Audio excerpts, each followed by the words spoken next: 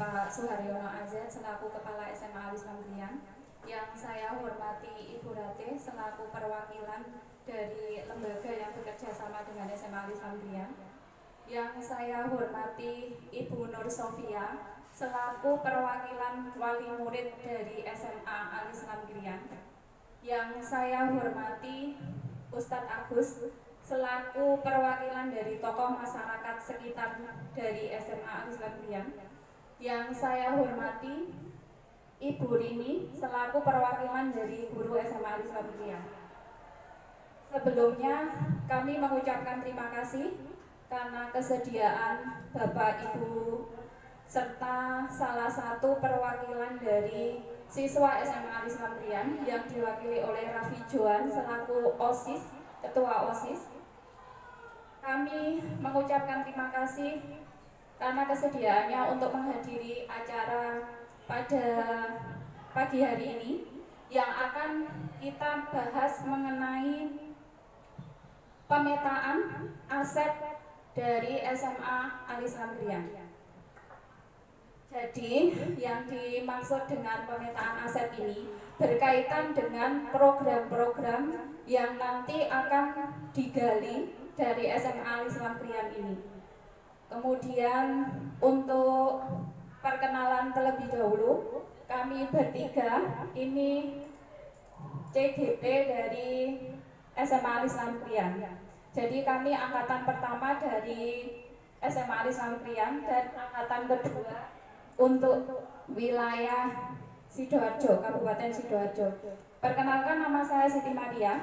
Kemudian selaku moderator hari ini, penyaji hari ini adalah Bapak David Weliamsa, kemudian Bapak Nawawi.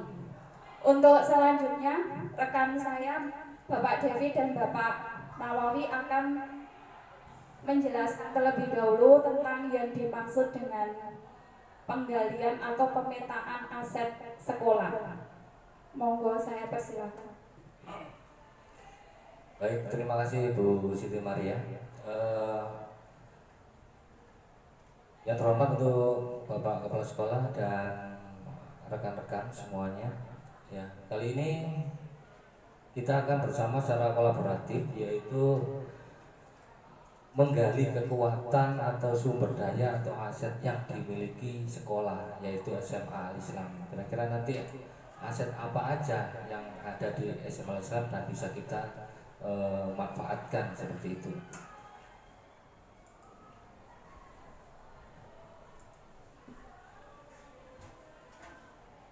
Ada dua pendekatan dalam berpikir aset, yaitu pendekatan berbasis kekurangan masalah atau disebut juga dengan deficit based approach, dan pendekatan berbasis aset atau kekuatan yaitu asset based approach.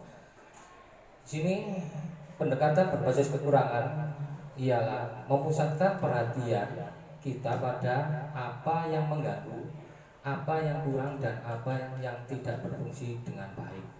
Sedangkan untuk pendekatan berbasis aset yaitu cara praktis menemukan dan menggali hal-hal yang positif dalam kehidupan.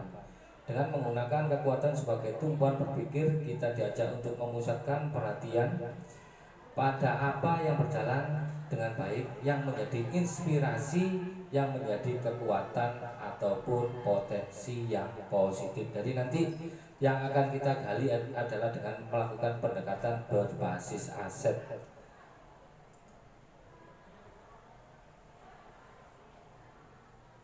Perbedaan antara pendekatan berbasis aset dengan pendekatan berbasis kekurangan yaitu di mana berbasis kekurangan fokus pada masalah atau isu. Yang kedua berkutat pada masalah utama. Yang ketiga mengidentifikasi kebutuhan dan kekurangan. Yang keempat fokus mencari bantuan.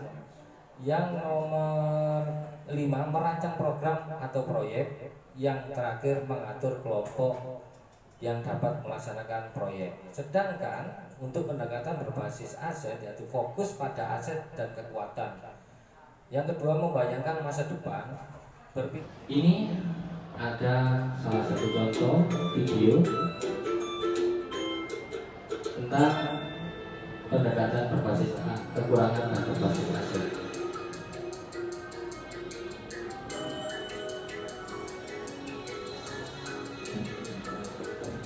Ini adalah contoh pendekatan berbasis kekurangan. Karena ada hal yang harus kita bicarakan. Mengingat sebentar lagi kita akan melaksanakan acara perpisahan sekolah. Tapi saya merasa pesimis kalau kita bisa melaksanakan acara tersebut. Bagaimana menurut Bapak dan Ibu sekalian? Bu, kalau kita meminta bantuan dari wali murid, kayaknya agak susah Bu. Tahun kemarin mereka tidak mau untuk menyumbang uang. Iya sih, tapi kalau acara perpisahan tidak dilaksanakan, orang tua murid akan menanyakan kepada saya. Kalau kita buat acara seadanya Bu, dengan barang-barang dan alat yang kita punya itu susah juga Bu. Minimal kita harus punya sound system, dan itu kita tidak punya. Terus kita harus sewa dan tidak ada dananya. Belum lagi nanti sewa panggung dan dekorasinya. Ya, kalau seperti itu kondisinya Bu, kita tidak usah mengadakan acara apa-apa. Ya memang sih, tapi sayang juga dengan dana yang sedikit, kita harus melaksanakan acara perpisahan. Iya Bu, kalau kita mengadakan acara perpisahan, berarti kita harus mengisi acara perpisahan tersebut dengan tari-tarian atau dengan yang lainnya. Dan kita juga harus melatih murid kita untuk tampil nanti di acara perpisahan. Kalau saya pribadi tidak sanggup Bu, waktunya terlalu mepet. Saya setuju. Acara itu kan membutuhkan dana dan waktu. Kemudian latihan berkali-kali. Apalagi sekarang kondisinya waktu kita sangat mepet. Baiklah, kalau gitu kita putuskan tahun ini kita tidak mengadakan acara perpisahan sekolah. Kecuali jika kita mendapatkan dana dari pusat atau ada dana bos yang bisa kita gunakan untuk acara perpisahan ini.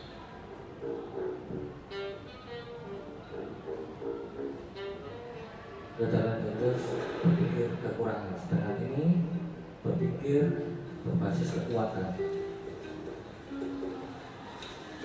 Baik Bapak dan Ibu Guru, mengingat sebentar lagi kita akan mengadakan acara perpisahan sekolah, dan sebagaimana diketahui bersama, kita memiliki anggaran yang tidak cukup banyak. Bagaimana kalau kita menggunakan apa yang ada dan apa yang bisa kita lakukan agar acara perpisahan berkesan untuk anak-anak murid kita? Iya Bu, kita bisa membuat acara perpisahan sesuai dengan kemampuan kita. Misalnya kita bisa meminjam aula kecamatan. Kebetulan ada orang tua wali murid kelas 6 sebagai pengurusnya. Nanti saya akan tanya bagaimana prosedur untuk meminjam aula tersebut. Boleh juga tuh Pak, bagaimana dengan dekorasi dan panggung? Untuk kebutuhan itu sudah saya catatkan di sini Bu.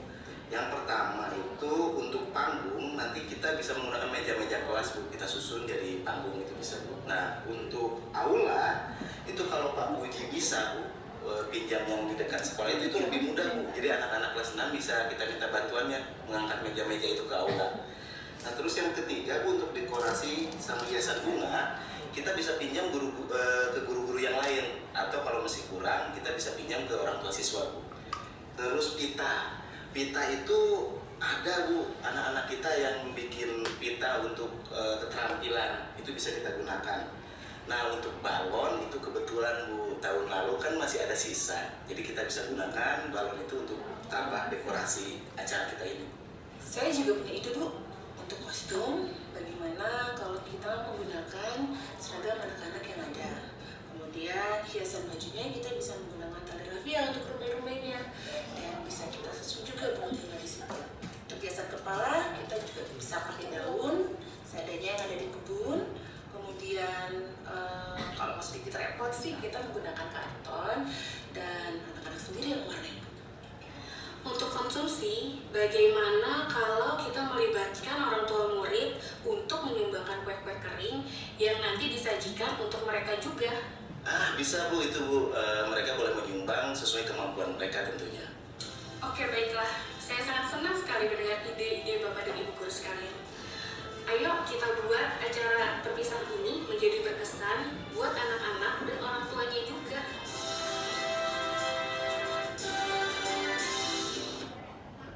Baik, Bapak Ibu, itu tadi adalah contoh dari yang terakhir berbasis kekuatan, di mana sebagai pemimpin kita juga harus bisa memanfaatkan dari apa yang ada di sekolah kita, gitu ya, untuk berbasis aset. Jadi kita tidak membahas yang kekurangannya, tapi kita mencari kekuatan yang ada di sekolah kita. Nah, ini nanti selanjutnya kita menjelaskan tentang pemetaan di aset. Untuk kali ini saya serahkan kepada Bapak Nawawi.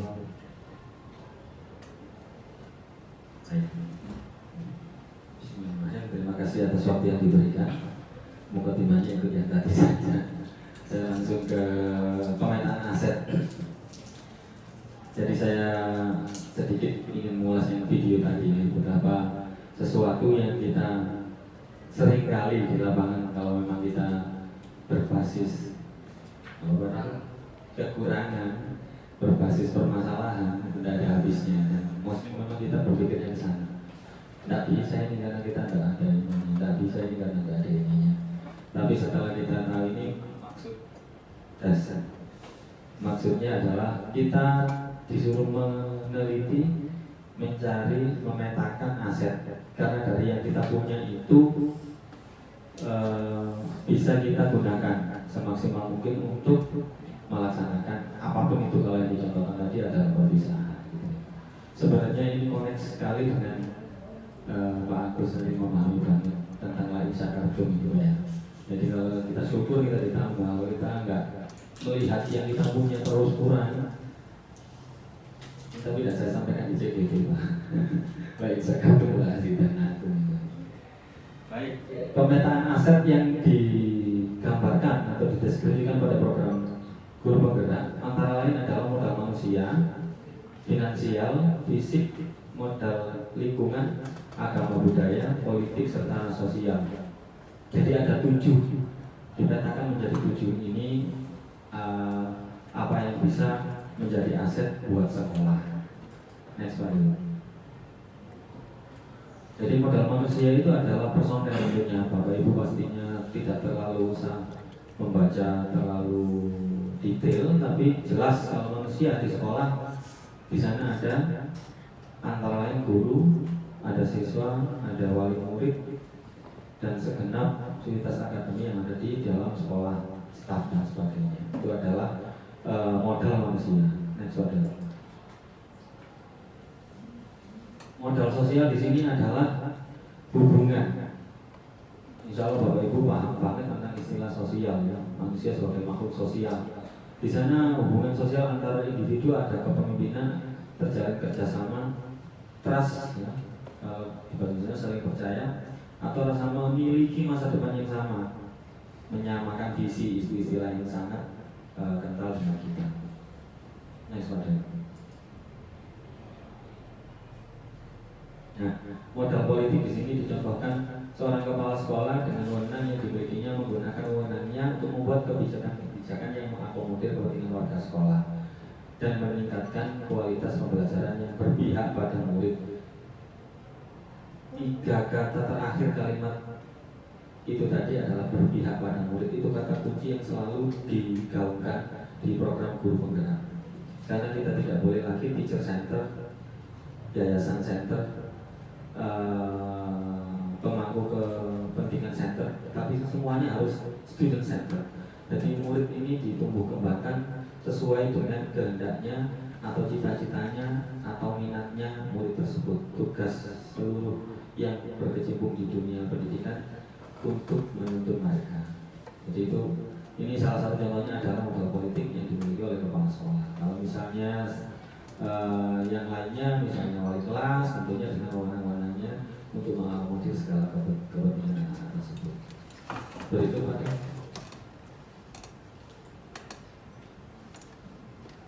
Modal agama dan budaya.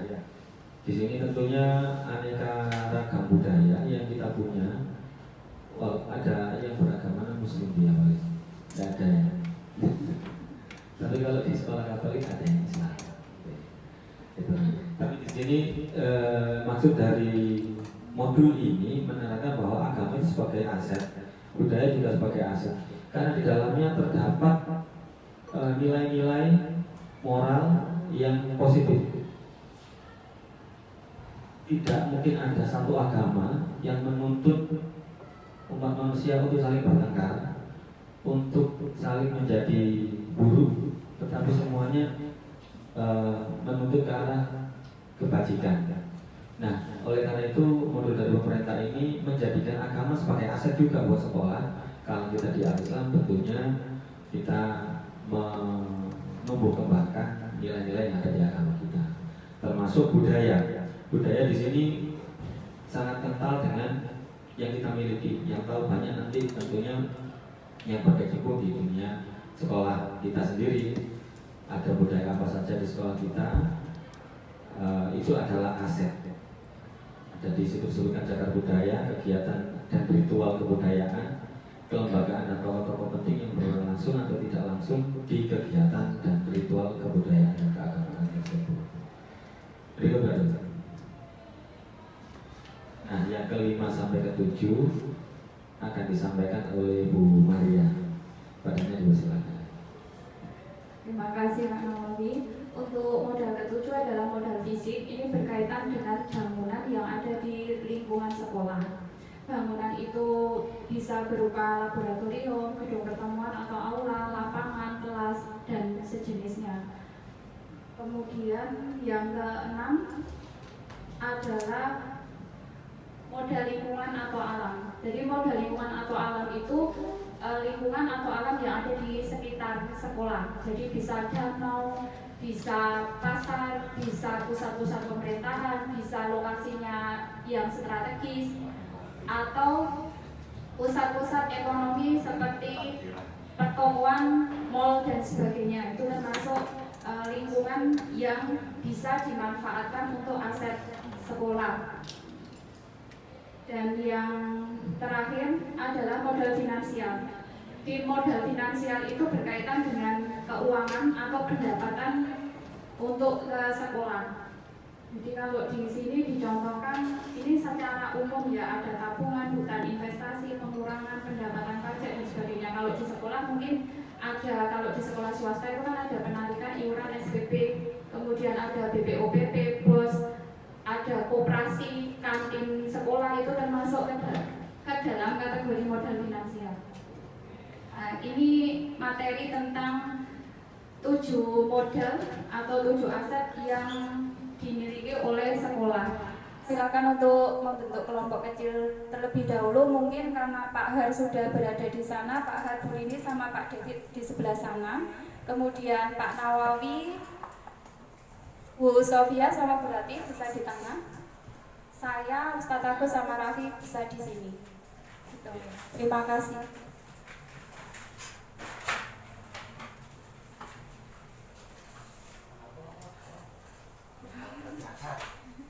Politik, finansial, fisik, di stop dulu enggak apa-apa, pindah.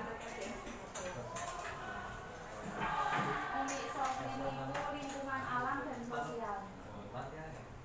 Di sini Mas. Sini Mas.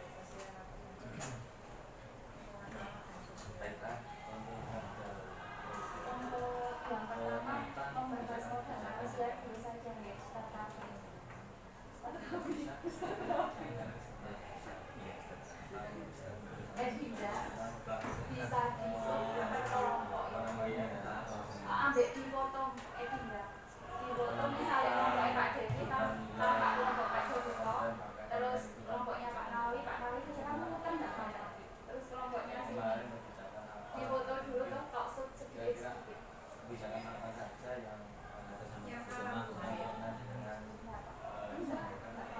yang alam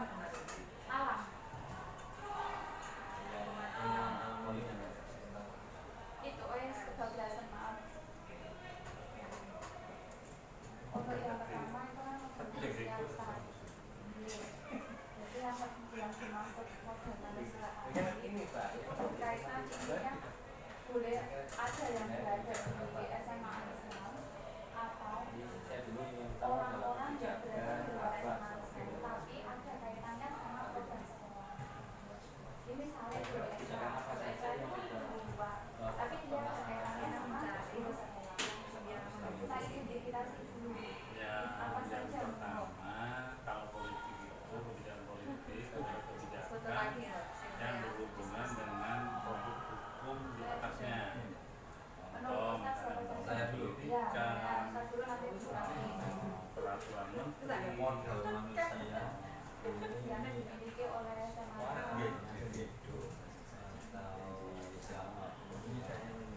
keputusan kepala dinas atau keputusan yayasan itu adalah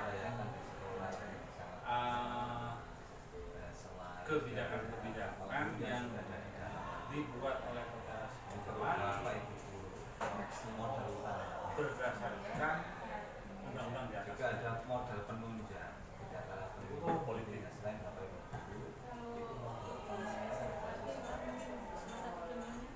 Contohnya misalnya sekolah menentukan kriteria kelulusan, kriteria kelulusan, maka sekolah akan melihat undang-undang pendidikan, kemudian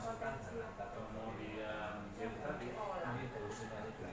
peraturan menteri, sampai pada produk hukum yang dibuat oleh sekolah. Misalnya atau terbaru juga bisa itu kebijakan berdasarkan pendekatan politik. menentukan kelulusan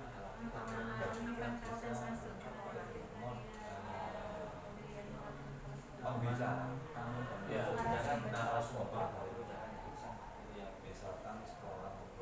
kebijakan contoh lain ya dalam pemilihan Wakasek misalnya dalam pemilihan Wakasek itu jumlah yang bersedia dengan yang kita kirimkan ke yayasan itu lebih banyak yang bersedia sehingga kepala sekolah harus mengambil kebijakan berdasarkan aturan-aturan yang sudah ada di sekolah. Tetap kita kemudian kehadiran guru, tanggung jawab guru sekolah. Pelatihan atau seminar untuk guru atau itu kan kemarin kan ada peraturan yang sangat banyak sekali. tentunya kalau menggali Itu yang menentukan menjadi kebijakan itu malah dengan sekolah ya tidak hanya Karena kita berada di yayasan, ya semua kebijakan ada di yayasan. jadi kebijakan itu Kebijakan ada di yayasan, tetapi yang semuanya kompleks teknis pemilihan di sekolah adalah kebijakan menjadi modal di sekolah ini tentunya itu mungkin yang lain bisa ditambah. kalau Raffi kan sekolah lain butuh tetap. dalam Sekolah lain butuh tetap. Iya, kalau dari Raffi ini kan dari PP-nya Bu Maria kan? PP-nya Bu Maria ya. Kalau PP-nya ada itu sudah.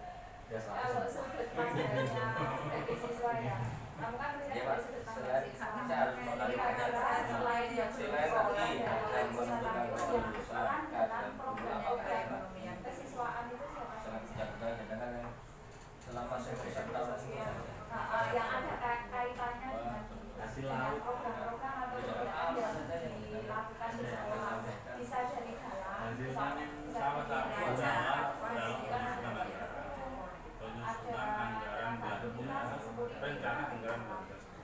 tapi juga bisa Urusan berasal dari rencana luar. belanja Dari sekolah luar itu ada, tapi kita masih punya harus pandangan.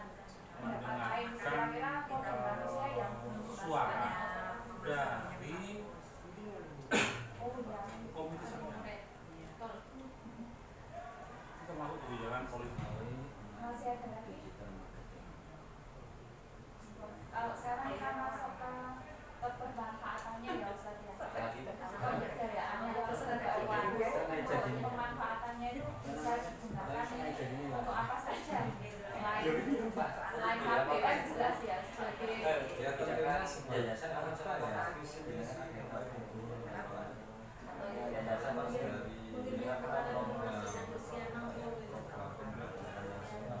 berarti ini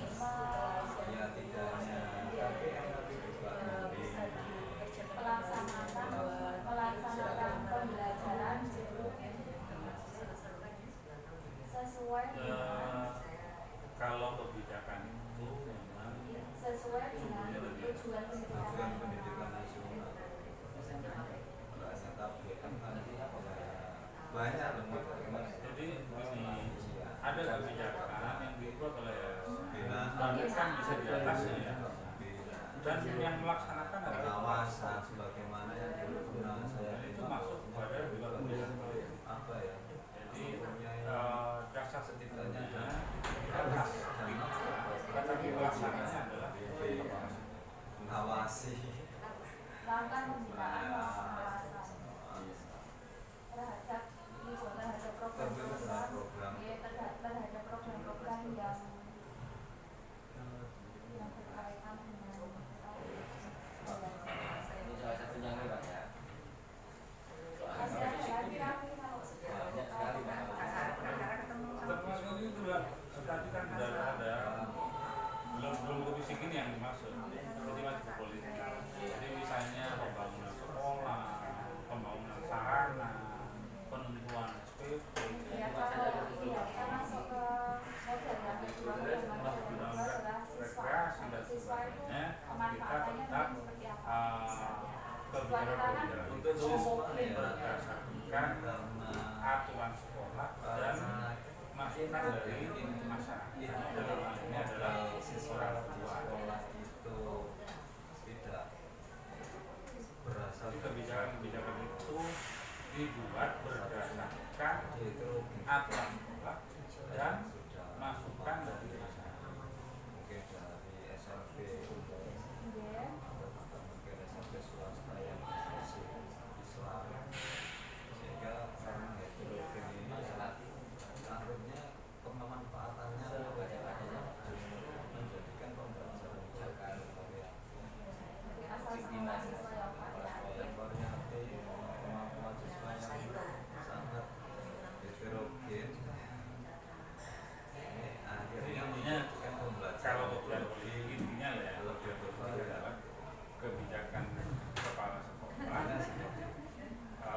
berdasarkan aturan yang ada di sekolah untuk dengan memperhatikan aturan atau perundang-undangan di atasnya. Jadi kok intinya itu kepemanfaatan pembinaan tentunya untuk menunjang kemampuan siswa terutama untuk mengembangkan atau nekat tidak hanya mengembangkan Itu politik sudah Pak ya? politik sudah menyalurkan Sekarang ke finansial Pak. dan ini masih melatih Nanti untuk modal finansial sebenarnya sumber dari salah satunya sistem dari manfaatnya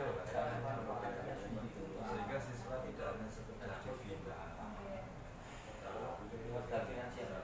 tapi tak tahu melok lomba melatih dan selain lomba juga menyalurkan Sudah selesai Pak. ada kalau kamu kan sering otomatis berhadapan langsung dengan pembina ya pembina ekstra kan pembina OSIS ada menurut kami itu selain Pendekatan berbasis aset atau temuan. Kalau saya berbasis aset untuk alam dan lingkungan, ketemunya berbasis kekurangan. Karena lahannya kalau obat. Bentar ya Pak. Ya, Itu ya, loh beda Pak kekuatan Nawawi. aja. Pak Nawawi berbasis aset itu bisa karena satu kita ya lokasinya strategis kan lokasimu lewat dengan kita. Kemudian di depannya kita dengan pagi pasar itu bisa digunakan untuk media pembelajaran itu termasuk lingkungan alam. Ya, kemarin strategi finansialnya belum ada tol. Tadi saya menanyakan itu memasukkan Iya puskesmas, ibu pusat, terus dengan kantor-kantor pemerintahan. finansial yang Jadi di sekolah ini itu ada sekitar 5 sumber pendapatan. yang pertama Untuk tenaga administrasi berarti Satu membantu dana masyarakat, satu itu dana masyarakat. Dana masyarakat itu berupa SPP, sumbangan, uang semester, pembayaran pelayanan ya secara daftar ulang dan lain-lain. pelayanan untuk dana Salah dua. masih tadi Salah dua. Dana dari pemerintah. tapi kan ini berkaitan langsung sama TU kan siswa kan yang bersinggungan langsung sama TU kalau kita kan hanya berkaitan tapi kamu langsung berkaitan dengan TU apakah dana pemerintah bos DAK dan BPJS sama penggunaannya? Kita lagi nomor 2 dan 3 terus. ini catatan di sekolah bisa membantu untuk mencetak dokumen siswa. Kan saya kejaring Ya, nomor 3 beasiswa. Beasiswa itu dari PIP, KIP.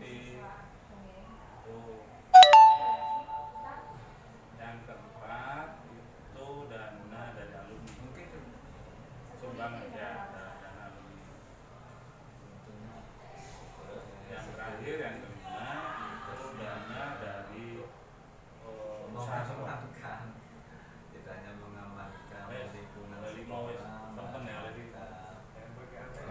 sekarang saya minta penjelasan tentang pemanfaatan finansial yang itu SPP kan beda dengan bos membuat Penciptaan suasana.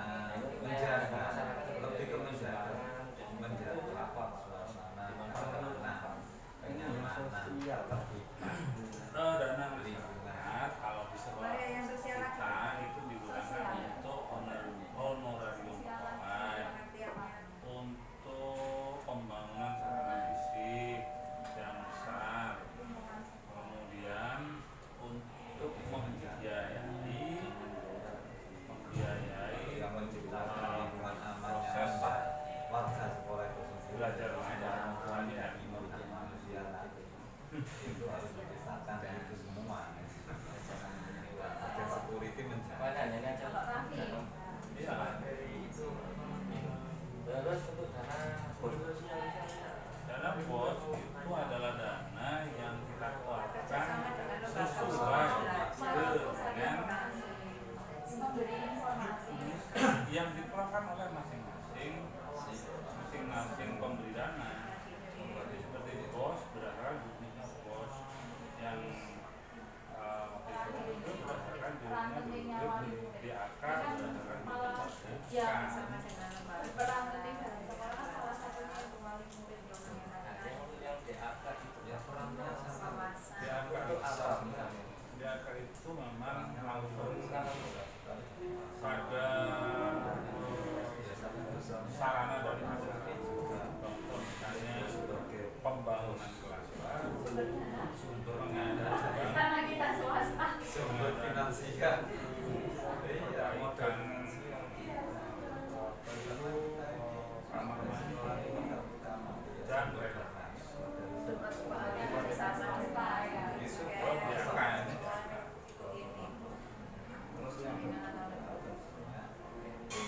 BPJS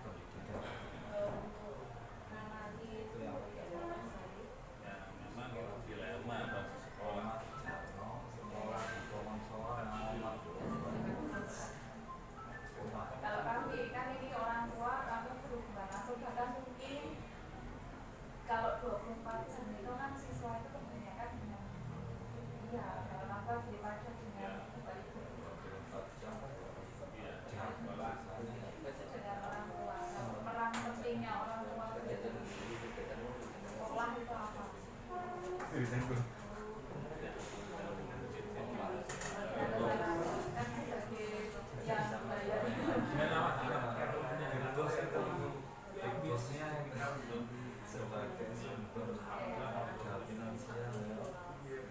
Nah, ini sekarang yang yang kedua kita mau membicarakan tentang agama dan budaya. Boleh nih. Karena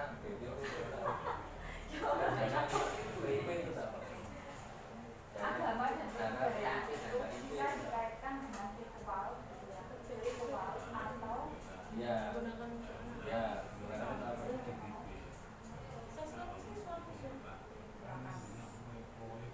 digunakannya dikasihkan ke siswa apa gitu maksudnya? kan maksudnya agama budaya bisa dikaitkan dengan ritual keagamaan dan siswa yang peringatan besar agama kita itu kita kan nggak mungkin otomatis kaitannya dengan ritual atau budaya dari aset yang kita miliki berarti itu asetnya lama-lama kan itu banyak brand itu kan aset yang besar pertama sebenarnya ketika agamanya sudah berhasil maka pemanfaatannya apa? Ya tentunya Ada program-program sekolah ada program yang disesuaikan dengan karena ini kebetulan labelnya adalah Islam Center Homogenitas Agama kita ini bisa dana usaha sekolah itu untuk seperti apa? Jadi kita punya usaha sekolah dan pembinaan koperasi bahkan nama ke depan itu mau saya selesaikan jadi sekolah mau saya selesaikan pembina penerimaan tahunnya saya targetkan Nah ini poin-poin yang selama ini kita sendiri biasanya kan langsung masuk terus biasanya ini itu biasanya itu tidak hanya digunakan dia juga sebenarnya penyewaan apa namanya ini termasuk ada kaitannya budaya positif pembiasaan ada pembiasaan itu harus penyewaan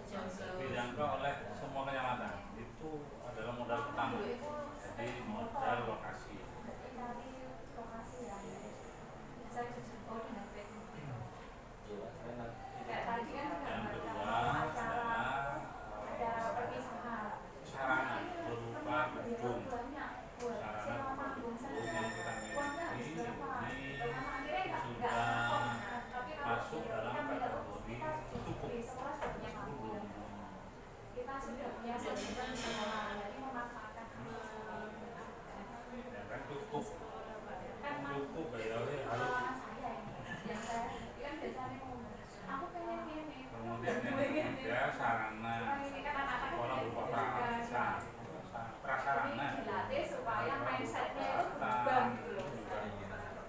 sudah dalam kategori Banyak loh Mas kayak gitu. Makanya aku tuh dipinjir-pinjir nggak pernah aktif. Nah itu kan termasuk berbasis kekurangan. Harusnya kan sudah ada visi ini mau kita kembangkan pokok caranya supaya itu bisa saya ingin contoh kalau kita mau mobil nggak punya peralatan lah itu padahal kalau masjid ada jamaah ada imamnya kan sudah punya aset tapi kita tidak mau yang dimana tidak dipakai dan itu bisa dimanfaatkan kalau masih ada lagi modal fisik yang ada di sekolah ini dimanfaatkan sebesar-besarnya untuk pembelajaran.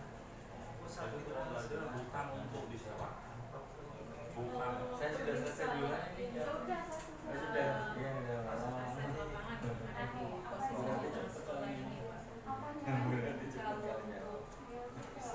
baca-baca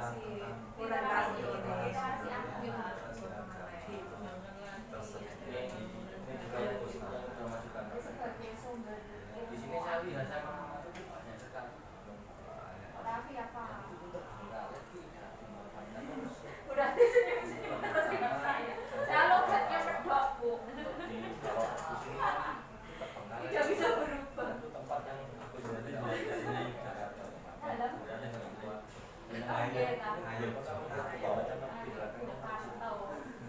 jadi kalau bahasa Inggris jadi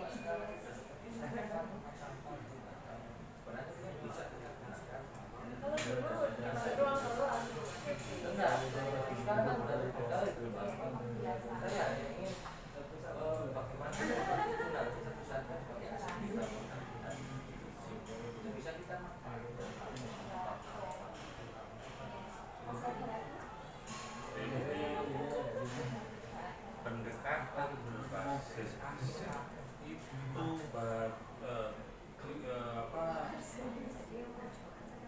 ini bisa kita manfaatkan setelah kita melakukan pendekatan berbasis kekurangan. Kan ada kekurangan, nah ya ada pendekatan berbasis aset. Jadi contoh tadi misalnya tentang lapangan. Jadi lapangan ini kekurangan bagi kita. Kenapa kekurangan? Satu, tidak terlalu luas. Dua, berada di dalam sekolah. Itu kan berbasis kekurangan. Nah, karena berbasis kekurangan, maka kita mengambil pendekatan berbasis aset. Apa? Oh, karena sudah ada, maka kita manfaatkan misalnya. Lalu dia tidak mengulang, kelas-kelas di lapangan tidak beraksi semua sehingga terbentuk suara tidak bagus. Kan pendekatan berbasis aset, pendekatan berbasis kekurangan. Kemudian kita yang ada di sekolah untuk dia mendalami membiasakan aja. Kemudian siapa kita kembali hanya yang kelas 10 kan. Nah, di sekolah ini memang ada ruang-ruangan yang tidak terpakai. Sesungguhnya terpakai. kalau di sekolah lain Kita tidak mudah-mudah. Karena kita punya program, maka kita ambil pendekatan berbasis aset. Apa yang mudah-mudahan, nah tempat-tempat kosong sebenarnya kita untuk jadi bukan tidak bermanfaat, itu karena kita ada kekurangan. Apa kekurangannya? Tidak punya gudang. Karena tidak punya gudang, maka kita gunakan berbasis aset yang kosong-kosong sementara. Nanti kalau ada pemanfaatan yang bagus, ya